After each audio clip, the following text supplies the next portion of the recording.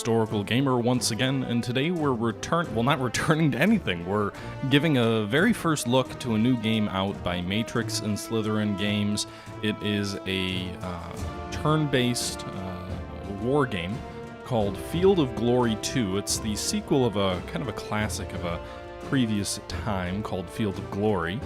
It puts you in the shoes of commanders during the rise of Rome, so sort of 280 BC all the way up to, I want to say 25 BC, sort of the end of the Roman Republic.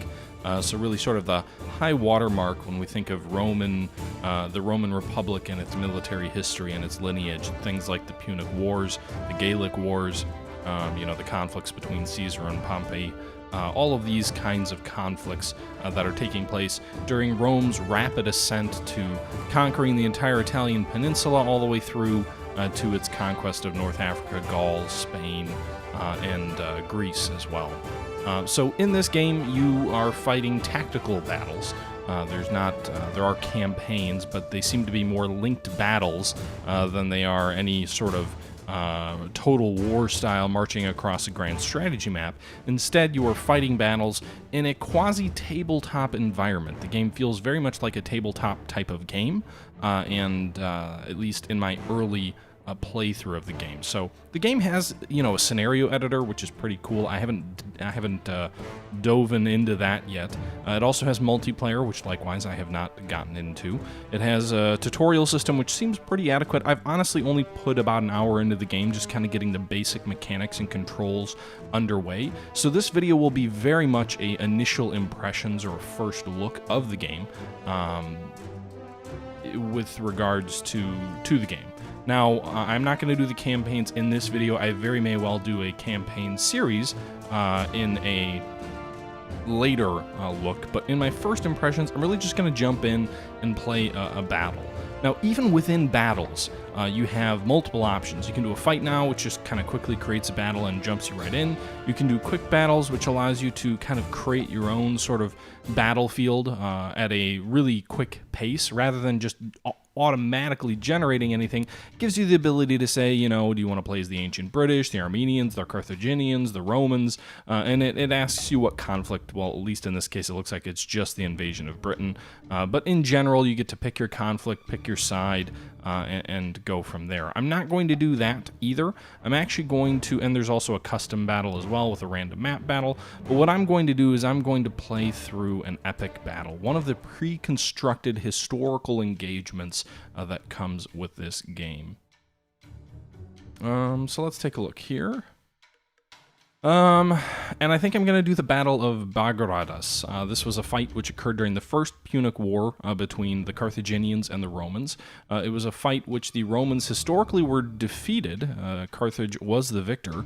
And, it's the first of these epic battle creations. You'll notice a lot of famous battles, probably most notably Cannae, or however you pronounce it on here, as well as Zama, which I think Zama was the battle where the Romans defeated the Carthaginians in front of Carthage, and it kind of it assured the fall of Carthage and the victory in the Second Punic War, I believe it was. I think, yes. Or maybe it was, I don't know, I get that confused with the other one. But anyway, so you've got Cannae, which is sort of Hannibal's greatest victory on the Italian peninsula. You've got Zama, which kind of sealed the fate of Carthage. And you've got a bunch of other battles in here as well. But what we're going to be fighting today is the Battle of Bogardus. Now, I will say, I'm a big history buff when it comes to the American Civil War. I know quite a bit about World War II, a fair amount about World War I, and some about the Napoleonic Wars. I know a little bit about Roman history. I know some of the big stuff around the Carthaginian Wars at a very high level. I know some of the later Roman history. I know a bit about Byzantium at, again, a 10,000-foot level. I don't really know much about Rome and the battles and whatnot. I think it'll be a really interesting idea to have a long-running series as we fight through these battles, and we talk about the history of these fights, and we kind of work through learning the game, but also playing it and teaching while playing. But in this video, it's just going to be me playing through this game, kind of trying to figure out how badly I'm going to lose, because it does seem to be a pretty tough battle and tough game in general. and just kind of showing the game off at an individual battle level. So we're going to play the Battle of Bogardus. We're going to play as the Carthaginians against the Romans, and we're going to go ahead and jump in and fight.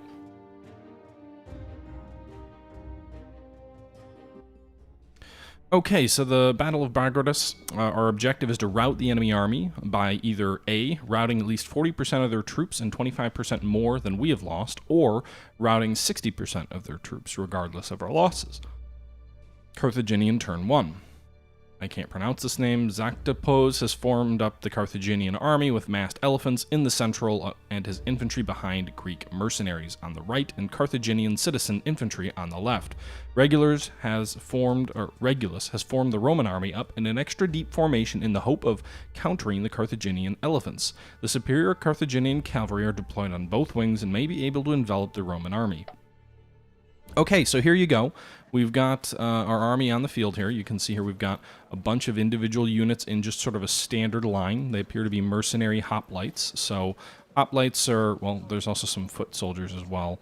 But hoplites in general are just sort of the old Greek phalanx system. Big shield, big long spear. Very effective against cavalry. Not very maneuverable, so very exposed to being flanked. The Pawnee foot soldiers appear to be more like swordsmen or short... No, they look like they have spears too, so I'm not quite sure. I'm sure if I went into the manual, looked into it, there'd be an interesting description of, you know, how this is a little bit different. Meanwhile, on the left flank, we've got some of our cavalry. We've also got some light horsemen as well, who have some ranged weapons. And then we've got some more foot soldiers here in sort of a second line. Our commanding general is in a cavalry unit here in the middle, in the rear. And on the right flank, we have some cavalry as well. You can see here we also have some elephants here in the center. And then we've got some light infantrymen in advance a little bit. So actually, I'm not going to do that. I'm going to click individual guys.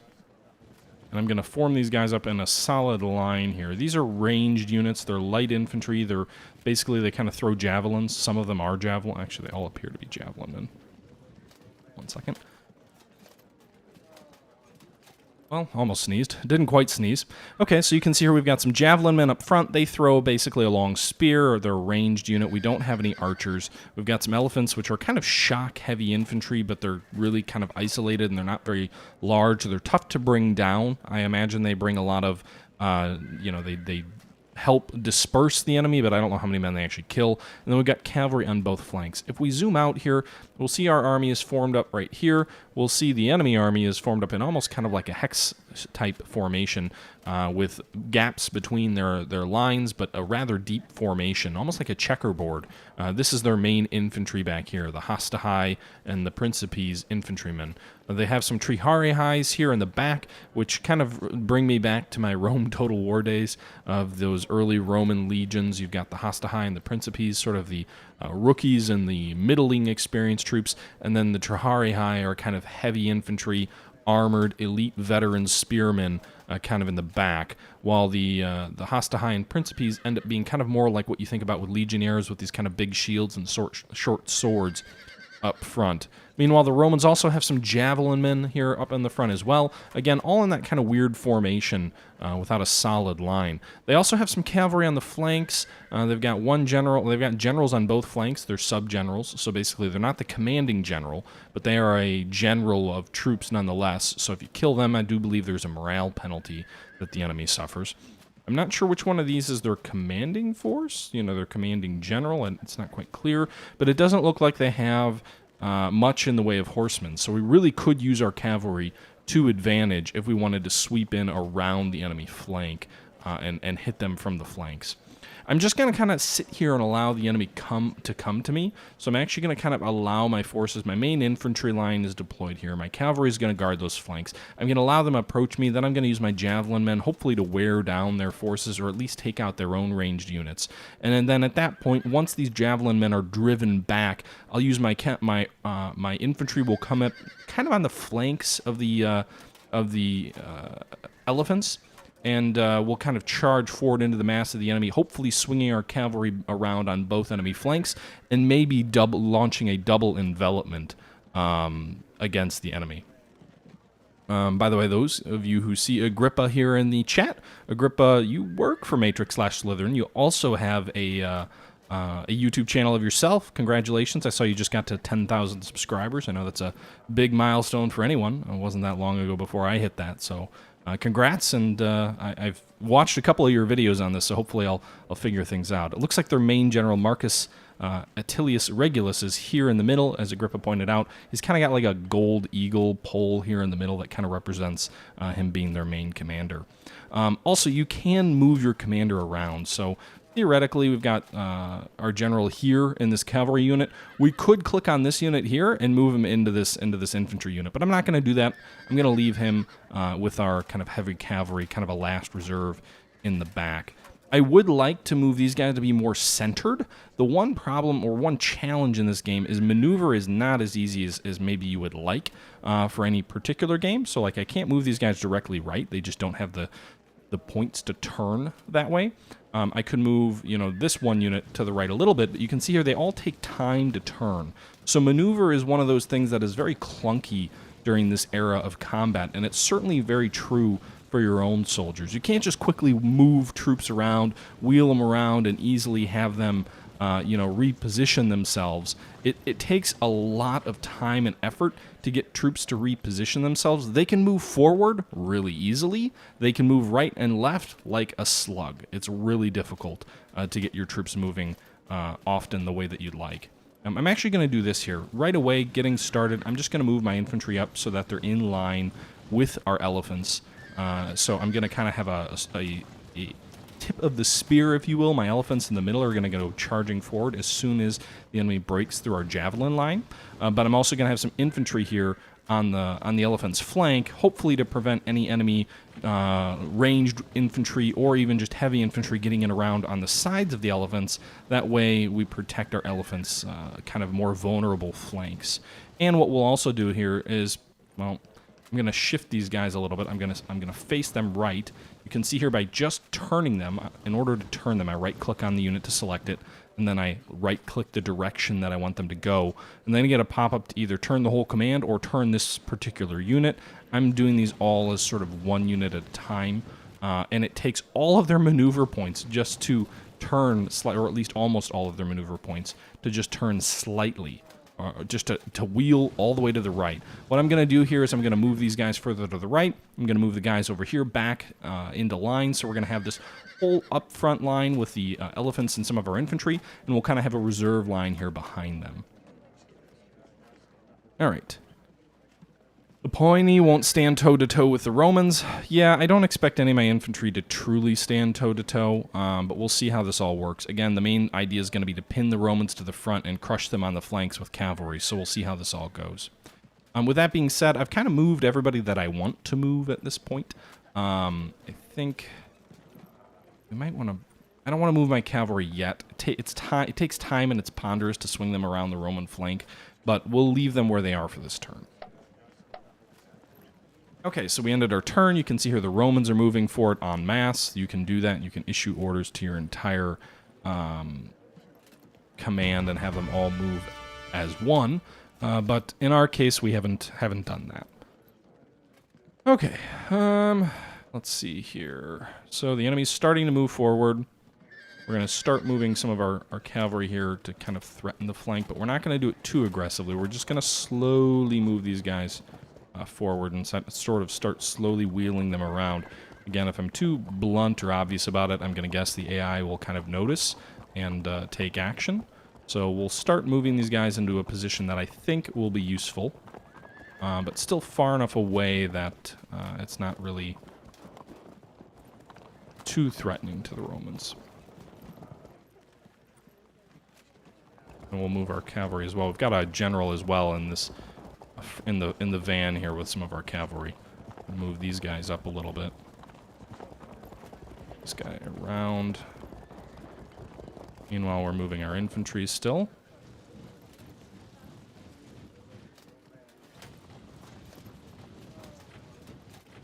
So we're going to allow the rest of these troops kind of to sit, stand pat. Then we're going to start moving these guys up. You can see here they're forming up. We're going to have a full second reserve line. We'll see how this goes. I've only played a couple of... I've actually played the tutorial once and then one of the quick battles as the British in this game, and got my butt just handed to me. Wasn't even close. So I would not be surprised if I lose in embarrassing fashion. Oh, whoops. But we'll see. You can see there is an undo button as well. So if you wish to undo a unit, you know, a maneuver, you can do that. Can't undo combat, though. Okay. Alright, so we've started to move our troops here as well. Alright. I'm not sure what difficulty I was playing under Pixel. I honestly don't remember. I just played it as whatever it was. Alright, so you can see here the enemy's moving forward. They're just about to come into range of our javelins. So one thing is ranged units have certain ranges. You can see the enemy Javelin Men are now in range of us, and they're starting to throw their spears at our soldiers here in the front lines. They're actually really kind of muscling up here on the left. I don't know if they're trying to go between the gaps in our Javelin Men lines or what they're trying to do. Maybe they're responding to the fact that the cavalry is there as well. Okay, enemy turn still going. Often they move and then have combat.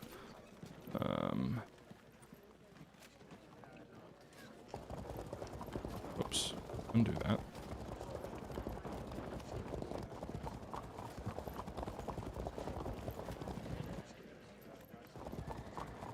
Might be going a little too aggressive with this cavalry, so I'm actually going to kind of only do that with 2 units.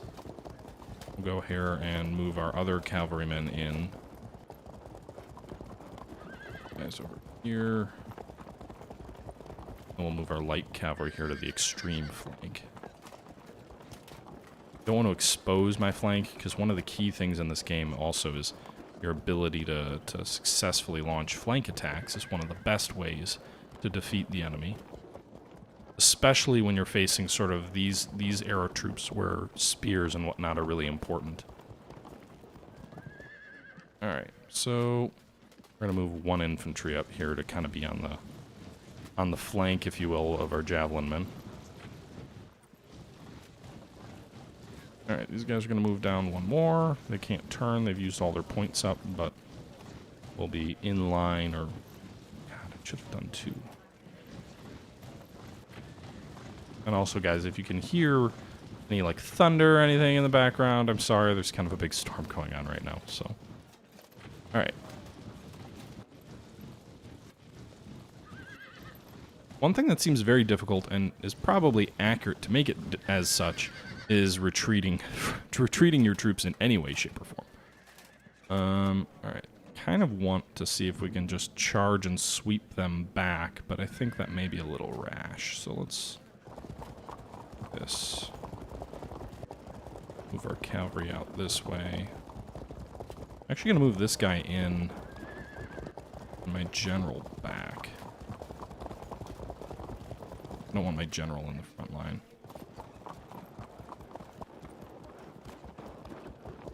Okay.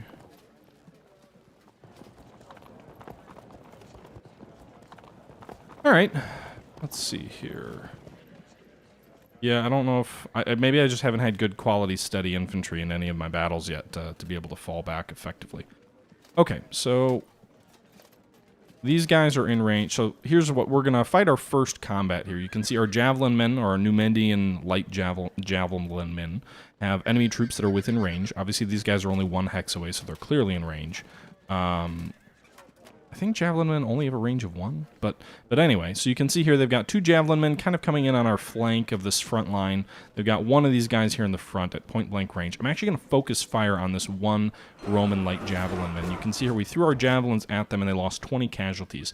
Now when we hover over this unit, you'll see on the bottom right there's a strength icon. AP represents movement points, and then below that you've got strength. You see 220 out of 40, so 220 out of 240. So you saw that number 20 pop up when we had our combat. The enemy lost 20 casualties. As a result, their strength drops a bit. Now, we've also got these Javelin Men over here. They're going to throw as well, but they're throwing from the flank. So I didn't turn them to face straight at the enemy, so they only had about half of their potential firepower because they weren't, lined up perfectly. As a result, their damage was a little bit less effective, and you can see here the enemy's down to 240. You also saw that there was a held firm alert, which basically means that the enemy was kind of given the option, if you will, to break. There's sort of, I don't know if it's a random die roll or what, to determine whether they were going to hold their position or whether they were going to become dispersed or what have you, or maybe fragmented, but in any case, it didn't happen, and so they're still in strong position, in a line. They've just lost a few more casualties. Now, I've got this Javelin Men here on the left. We're going to go ahead and target these guys at the same group, but instead of throwing and having a half arc of fire, which gives us this estimate of 4 to 8 casualties, we're actually going to do turn and shoot, which means our troops are going to wheel to the right, and then they're going to launch their javelins at the enemy. And you can see here another held firm alert, but 24 casualties. Far more damage was done to the enemy than was otherwise going to be done. And then actually they have enough AP, or I don't know if it's AP, maybe that's not exactly the movement strength, because you can see their AP is 0, but they do have enough left in them to go ahead and wheel themselves straight forward, so they're back facing straight ahead. Now on this flank here, I could kind of try and go at these enemy Javelin Men kind of straight on, or kind of mass troops against them, but I'm not going to. I don't have enough movement points to charge them with our cavalry or our infantry, but I don't want to break the line here, so I'm actually going to kind of hold back, leave our men in position where they are, and then I'm going to just wait for the enemy to come to me.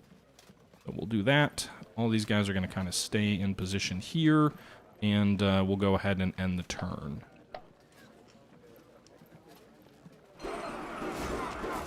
Okay, you can see they're throwing javelins at us, and actually doing quite a bit of damage, or at least that one unit inflicted 26 casualties on us. You can see their Javelin Men are moving forward against our cavalry. What I have noticed also, they just launched a melee attack, so there's hand-to-hand combat going on now. You saw that charge alert, which means there's hand-to-hand combat going on with some of these light infantry out front, which kind of represents skirmishers, the vanguard of the army.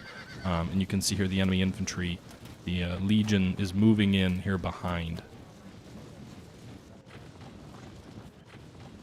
You can see they're also refusing their flank. To some extent, they're facing directly on to our cavalry to help avoid the risk of being flanked. Actually, they're shifting a large number of their troops in the direction of our cavalry.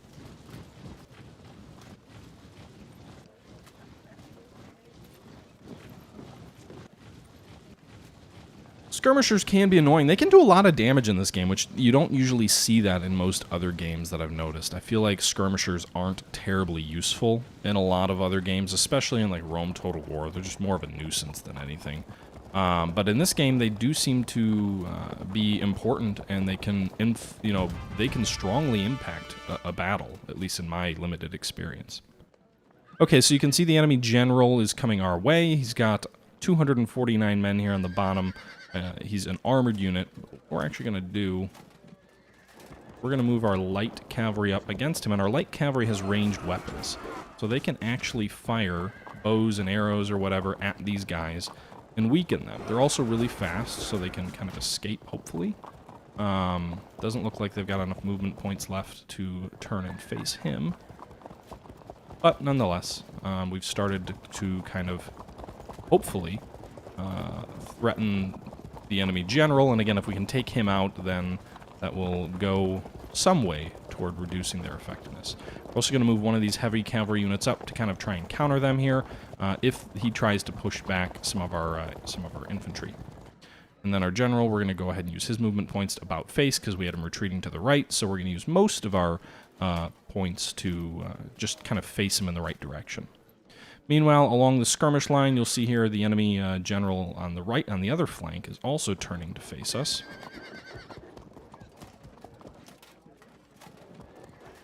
And we're going to do the same thing with him. So we're going to use our ranged weapons against him with this light cavalry here on the flank to kind of weaken him up, soften him up a bit for future combats or future charges.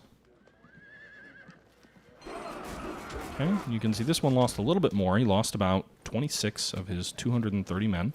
So he lost better than 10% of his force, which certainly isn't something to sneeze at.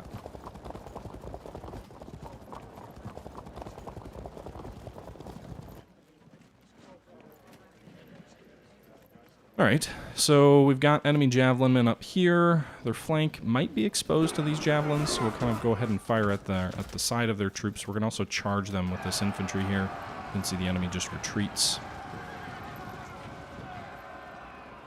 Go ahead and charge with these guys too. You'll see they actually impacted the enemy. They disrupted the enemy. And we'll go ahead and charge against these Hastahai or Principes. So we attacked them, we lost a few casualties, inflicted a little bit more on them than they on us, and then we went ahead and retreated.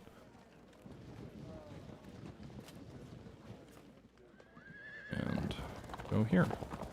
So if the enemy is actually going to expose their flank to us, I'm going to keep moving infantry up to support our left. Because if they're going to turn a large number of troops to face our cavalry is hopefully maneuverable enough that I can shift it out of danger, while also maybe using a few infantry units here to race in behind and hit the enemy in the rear. That's my hope anyway. Meanwhile, we've got these guys who are fighting in melee, so we can't target this unit because it's engaged in close combat by the looks of it.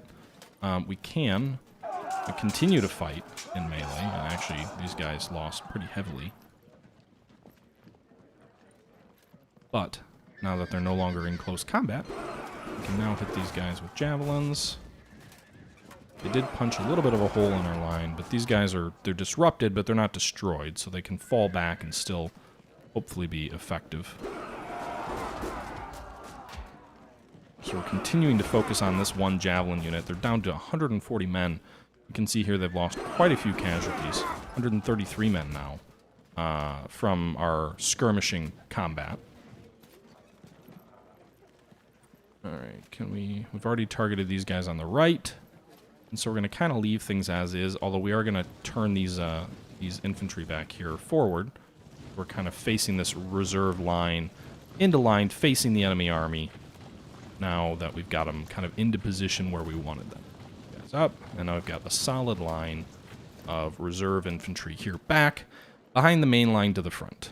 Meanwhile, our skirmishing is all taking place, and maybe some heavy engagements are taking place on the left. Okay. Billy, I haven't played a ton of Pike and Shot, but from what I've seen, people... Well, I don't know. I mean, I haven't played Pike and Shot, so I don't want to evaluate a game. I have it, I just haven't really spent any time in it yet.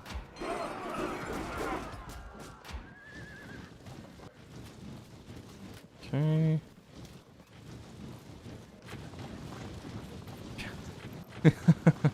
That's a good call out, Tortuga. I don't know how you can play Graviteam, Agrippa, and understand that game and have any trouble with Command. The interface on Command is so much better than Graviteam. I actually understand most of what's going on in Command, most of the time. I never have an idea what I'm doing in Graviteam. At least I can figure out how to move units in Command. I can barely figure that out in Graviteam, let alone combat tactics.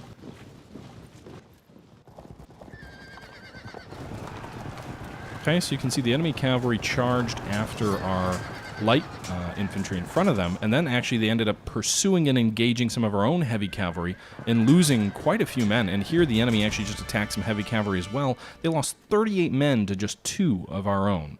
So again, a good little engagement there for us. We'll continue fighting that enemy, those enemy troops. And there we just broke and routed them. We continued pursuing. And basically you kind of pursue an enemy until you have, until you've hit something in your way. Ugh, those cavalrymen. I tried to charge these infantrymen here to take some pressure.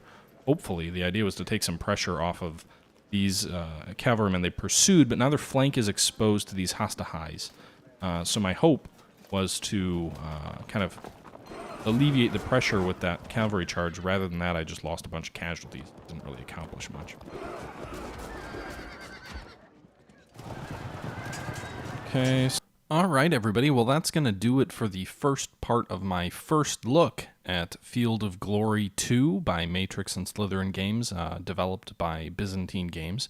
This is a really interesting game. I never played the original. It does feel a little bit tabletop-y. It's a little bit clunky to move things around, but I think that's right. I think that's the right approach for these kind of battles. So I don't know much about the game. I'm still kind of figuring my way out. This, again, was very much a first look, but I hope you guys enjoyed the video, and this was taken from a live stream again. So what we'll do is probably tomorrow I'll post part 2, and we'll see how things continue to evolve throughout the stream. Until then, guys, however, thanks for watching, and this is the Historical Gamer saying thank you for watching, and I'm out.